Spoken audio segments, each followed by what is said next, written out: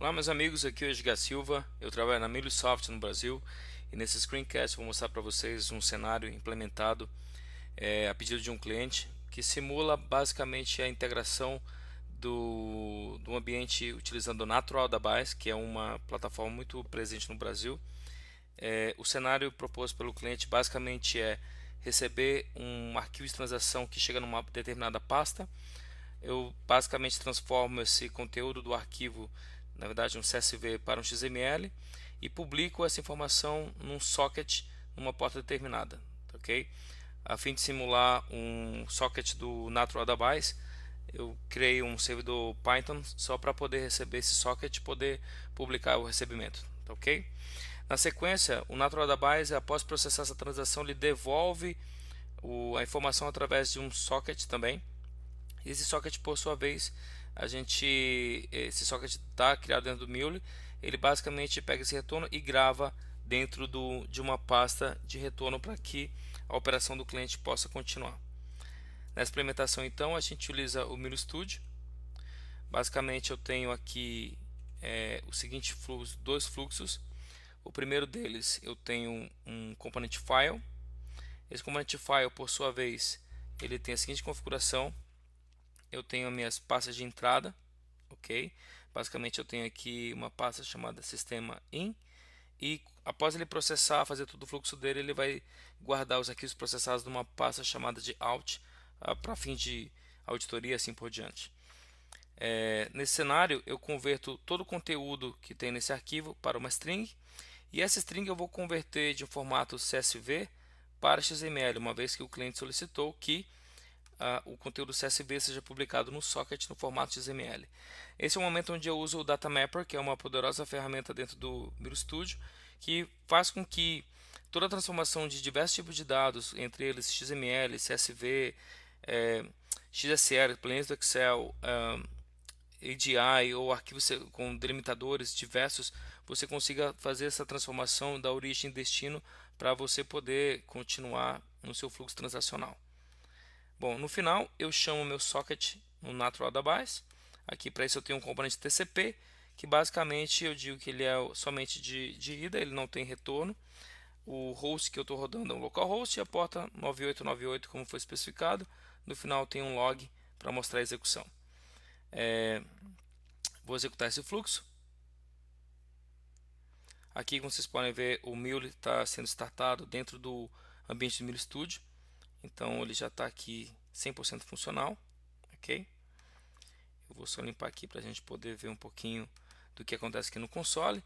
E nesse é o momento onde eu vou usar o meu socket, o meu servidor Python está aqui rodando, que simula o meu mainframe, e eu tenho aqui as minhas pastas de trabalho, ok? Então esses são os dois arquivos que eu vou utilizar. Eu vou abrir aqui um desses arquivos, vou abrir com o meu editor de texto mais simplificado. Eu vou mudar aqui o nome,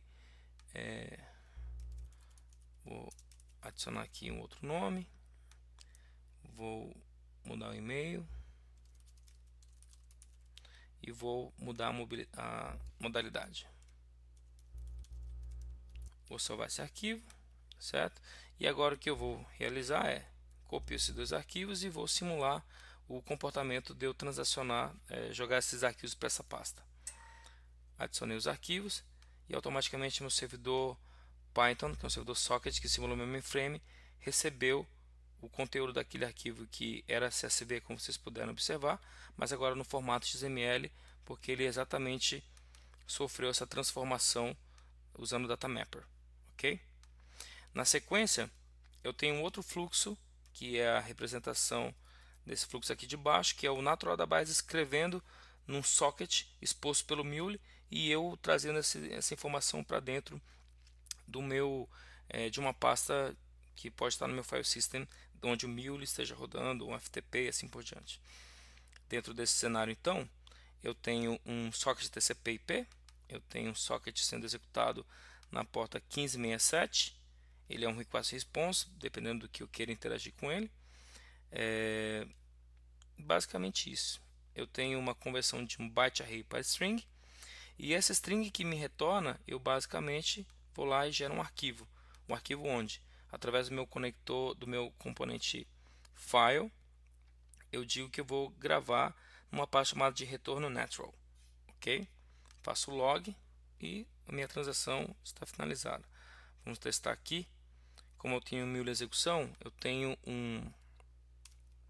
uma transação aqui. Eu vou usar o meu comando NC do Unix para poder conectar no socket do mule. Nesse momento eu tenho esse socket sendo executado aqui, ok? E nesse momento eu vou, se eu vier até aqui e der um netstat -n, eu tenho o meu componente do mule rodando ali naquela porta. Automaticamente eu vou aqui nesse momento pegar uma transação, certo? Vou adicionar aqui nome Edgar Silva,